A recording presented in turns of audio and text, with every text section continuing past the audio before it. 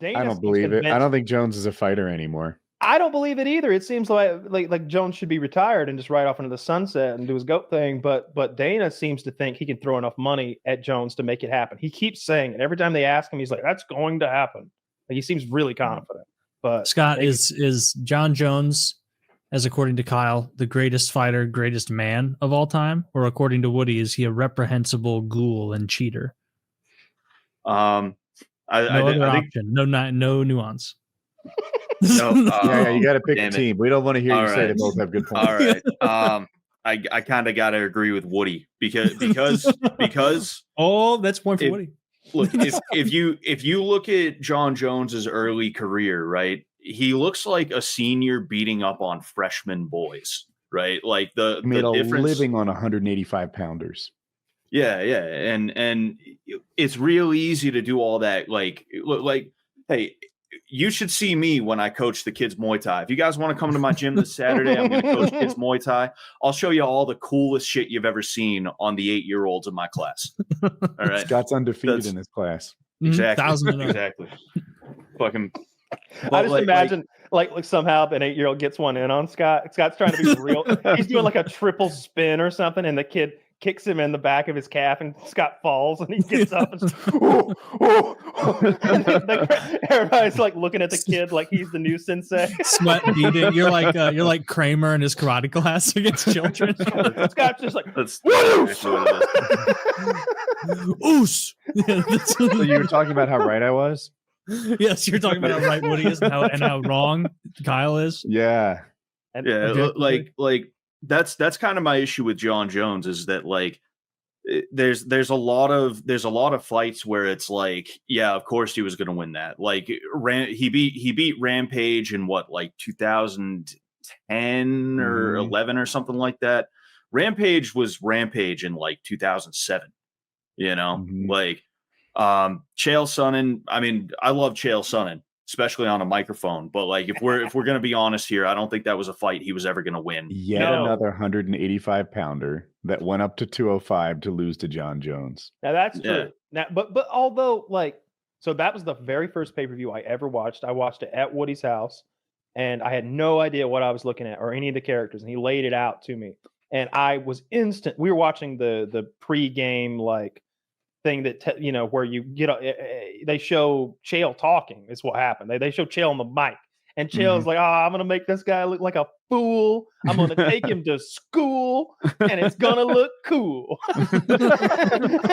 and everyone, all the ladies are gonna say Chael Sonnen rules.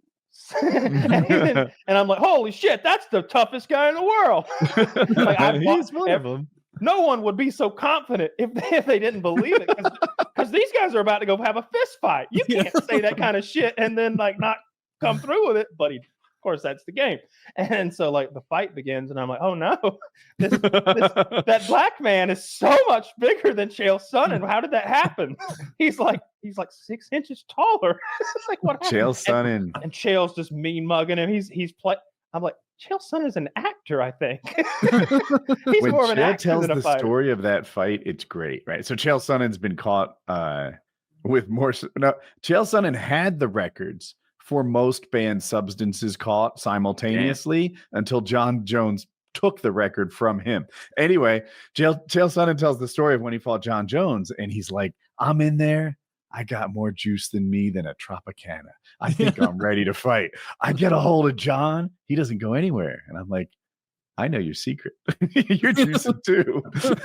That was just a roid on roid battle. John tore his own toe off in that fight, and it was one of the more gruesome injuries in MMA history. There's maybe half a dozen that come to mind. Some big gaping axe wounds on people's foreheads, between their eyes, and Robbie's lip that time. And I've seen every leg break where they put their weight on it, and it went all wackadoo and disgusting. And I've seen all that. But when Jones tore his own toe off sideways, he ripped it. He ripped his right toe, I think, to the left, like away from the other toes, and it was dangling. He did it beating the shit out of Chael Sonnen. Chael was on the ground against the fence, and John was pushing against him with so much force he tore his own toe off. And then, of course, the fight's over, and John looks down at his toe while they're like raising his hand, like, and the winner is, and all that shit. John looks down at his toe, and then he looks up, and goes, like he's about to pass out. Like he just saw it for the first time. Do you? He didn't know. He didn't feel it. Yeah, he saw it. He was seeing it for the first time, and he was going, "Oh, my toe's off." Yeah, you don't feel anything in that situation. It all hits you like 20 minutes later. And I always say, if Chael had gotten through that round, he'd have been the champ, and Jones would have taken an L that night because he didn't have a toe, and you can't take going to round 2 or 3 or whatever it was with no toe. And by the way, I think it was round 1, and it's dangling. They wouldn't have let him fight with that. He would have been DQ'd, and it was bad. It would have been a TKO or something. I don't know what it would have been, medical disqualification. But and the thing is, the round had like less than 10 seconds left, if I remember right. Does that sound right, Scott? Yeah. Yeah. It was close. Yeah. He was seconds away from winning the 205-pound UFC belt against Jon Jones. That would have been wild. He was seconds away from beating Anderson Silva. Chael Sonnen's got one of the most interesting careers of all time. And his father never got to see him do that stuff. That's a sad ass story. There's 2 like alternative universes. There's the one where he lasts a few more seconds against Jon Jones and gets the belt. And then there's the one where he beats Anderson Silva. And then you might not remember, he tested positive for roids after that. He got busted for steroids on the night that he almost beat. Like he tested hot right after that fight. And what would they have done with that? Would the UFC have buried it? And Chael Sonnen, back when I believed more lies than I do now, was like, this is a misunderstanding. I told Dana I was on the TRT exemption, which existed at the time. And I guess he forgot. He doesn't remember the conversation, but this is prescribed by a doctor. It wasn't. And I am on a medically necessary TRT. He wasn't. and it was like, I believed everything he said. None of it was true. It's not a doctor. Well, then explain to me why his avatar has a lab coat in our Snapchat conversation. I got it right here on Silk Road with the other doctors. It says doctor on his name on my phone. The context says doctor. That's all I know. That's actually who I learned. Dr. credentials. What's that? Nothing. Sorry. Go ahead. That's how I learned to shit talk, was from listening to Chael Sonnen. That's why someone will be like, dude, you suck. And I'll be like, dude, you're literally losing the game for us right now. I have like 3 vills left. I'll be like, dude, you are awful. I've been carrying you the whole game. Like, I got that shit from Chael Sonnen. Just deny and reassert. Doesn't matter what the reality is. But then in defeat, complete contrition. In defeat, I remember when he lost to Michael Bisping, and he won. Did he? Mm-hmm. Could have sworn he. Yeah, he beat Michael Bisping, but he did lose 1 round, and he claims that had never happened before. And he was like, he hit so hard. That's the part I was going to say. Is like, I could have sworn that was a loss, but I'm sure it was a win if you say so. But they asked him if Bisping hit hard, and he was like, he hit me so hard. Just like that. They're like, does Bisping hit hard? And normally a guy would be like, everybody hits hard. It's the professionals. They'd say some shit like that. But he's like, he hit me so hard. It hurt so bad. That's why you saw me like I had to stay away from him. That's when I took him down after he hit me. I couldn't take another one of those. Like, it's like I like that he's always honest in defeat, or at least he gives props to his fighter, even in his opponents in his wins. I've watched montages of Chael. They're hilarious. Conor McGregor loses pretty well sometimes too. He always does, except for Poirier. But I think that's because he believes it's the leg. He thinks he would have won that fight, but he was losing it, before the leg broke. But that's the one where he's laying there talking about your wife sending me DMs, and he's cutting a promo with a broken leg on the ground. Like Conor's leg was broken early in the fight that he was losing, but you never know. He's the kind of fighter who wins a fight instantly with 1 punch, not exactly a grind him out kind of guy. So he could have won the fight. It's potentially possible. But anyway, broke his leg, and he's laying there on the ground, broken leg, like snapped. And that's when Joe hits him with the mic, and he's like, "Your wife sent me DMs. It's a broken leg. What is it? Disqualification. No. What was the? He kept like saying something like it's not a win, it's not a loss, it's a medical DQ or something. Like he kept saying it over and Not over. sure. I do remember what you're talking about, though. Yeah, It was incredible to see there somebody in all that pain. The DM thing, is that just completely fabricated? Nah, I think what was going on was they were DMing, but I think she was DMing him to leave her husband alone. Right? Like I make that story up in my head. This isn't based on any actual facts, but I'm like, maybe she was saying like, hey, could you leave our kids out of it? I know you're hyping a fight or something like that.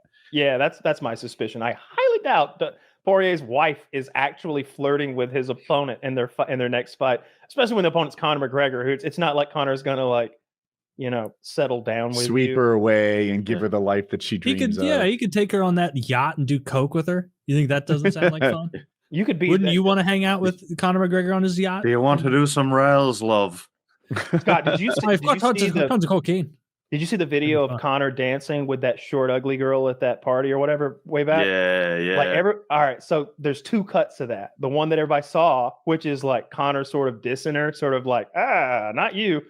But then like there's another video right after that where I guess he doesn't know the camera's there and he's dancing all up on her. Like they're dancing together and like they're clearly together. Yeah. So in this the one he's holding is her. I'm looking at the little same girl. Both. Same girl.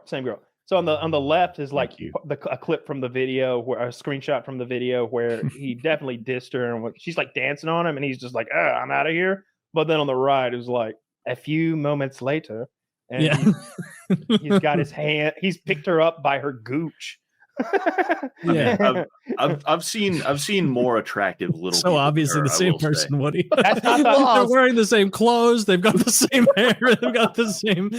Just insane. And even someone like Pereira, as exciting as he is, he still kind of does that whole like flippy little like snappy leg kick thing, just to kind of try and add a little bit of variety for his strikes. Punches hard though. There's no wind up to his leg kick. He just it looks like there's no power to it even, but then you hear it. He's just sort of throwing it out there, kind of almost lazily. But then you hear it and you see the red on them. Pereira's great. I love watching him kickbox. I love watching him do his thing. When he starched Izzy, it was the best thing I'd ever seen. And then when Izzy starched him, as much as I hate Izzy did the fucking bow shot thing over him like an anime character. The ref's trying to push Izzy out of the way, and he's like, no, I'm styling on this motherfucker. Give me a minute. And then he does the fake fall over, mocking the man's 8-year-old son. Ooh, that was good shit, man. That's a great rivalry. Man. It was a great rivalry. I know Izzy lost 3-1, but getting a win over him has aged well. It was maybe the best thing in Izzy's career. It may end up being. It was crazy. Well, obviously he's got a win over Anderson Silva and a bunch of other stuff. The ghost of Anderson Silva. Yeah, that was a terrible fight. I couldn't believe they did that fight. That was awful. It was him just they were clowning around like being silly. It was like a sparring session kind of. It was like a sparring session for sure. That was terrible. I hate when that happens. When you've got guys that aren't really trying to fight. I hate it when two people are very good at a thing, right? Maybe they're both very good kickboxers or they're both very good wrestlers.